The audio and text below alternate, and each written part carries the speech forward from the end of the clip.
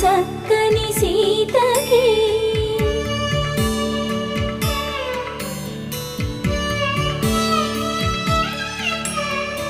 ఎర్ర జాబిలి చేయి రాముడేడని అడుగుతుంటే